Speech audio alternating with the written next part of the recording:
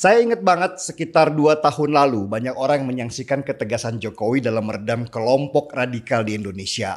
Ormas-ormas ini tumbuh besar di masa Presiden SBY berkuasa. Mereka bukan hanya dibiarkan berkembang, bahkan ada beberapa yang difasilitasi oleh dana bansos. Dan dengan semua kemudahan yang ada, ormas ini masuk banyak ke elemen pemerintahan.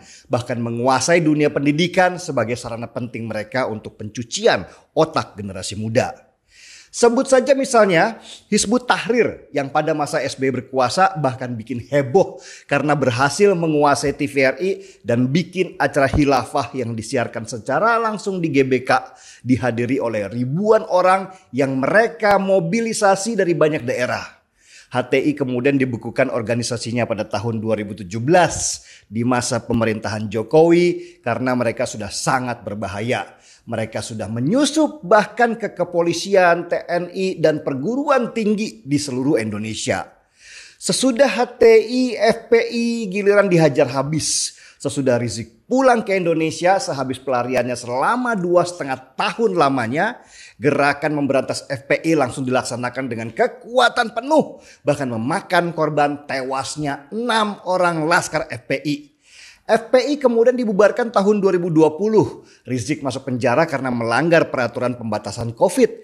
Centeng-centengnya juga masuk semua. Dan Munar Boy, salah satu pentolan FPI, juga ditangkap karena diduga punya peran kuat dalam aksi-aksi radikal yang mengatasnamakan FPI. Sekali Jokowi ngamuk, selesai semua. Sampai ke akar-akarnya, bukan hanya rantingnya saja. Jokowi membereskan banyak hal yang dulu dibiarkan di zaman SBY berkuasa. Dia nggak main pukul, tapi dengan cermat mengamati pergerakan lawan.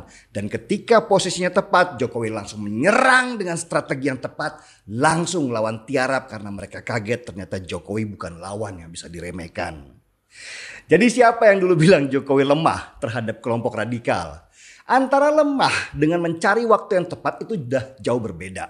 Lemah itu ketika dia tahu ada yang salah dan dia takut berbuat untuk memperbaiki kesalahan. Sedangkan waktu yang tepat itu berhubungan dengan strategi supaya ketika pukulan akhirnya keluar benar-benar langsung menuju jantung pertahanan lawan dan mereka akhirnya porak-poranda. Saya pas melihat foto Rizik Syihab dan centeng-centengnya ada di balik terali besi jadi pengen ketawa. Dulu dia begitu gagah menghujat siapa saja dengan kata-kata kasar. Sekarang dia terus mengeluh karena katanya di dalam sel hawanya panas. Dia nggak bisa tidur enak. Padahal ada temannya yang bilang kalau buat mereka yang beriman seperti Rizik, sel penjara adalah taman bunga di surga. Taman bunga kok panas ya.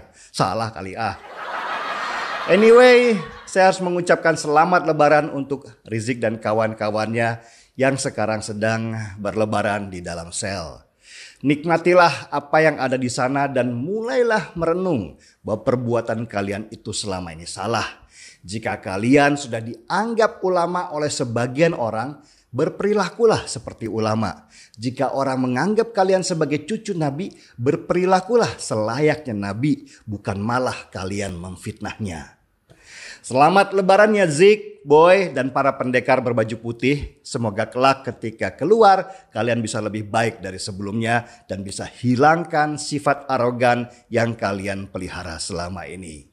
Selamat lebaran juga untuk semua teman-teman Muslim yang merayakan. Mohon maaf jika selama ini banyak kata-kata saya yang tidak enak dan bisa menyinggung perasaan kalian. Markibar, mari kita lebaran. Saya Denny Siregar, kita di acara Timeline. Ayahku adalah seorang tukang roti. Di tengah masa pandemi, dagangan ayah tidak selaris biasanya. Tapi, ayah tetap berbagi kepada orang yang lebih membutuhkan.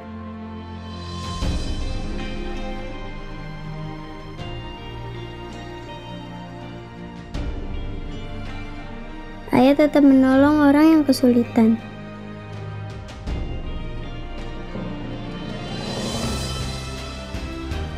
Ayah tetap menjadi orang yang ramah kepada siapa saja. Dan aku sangat bangga dengan ayahku. Mari bersama junjung tinggi nilai kekeluargaan dan gotong royong.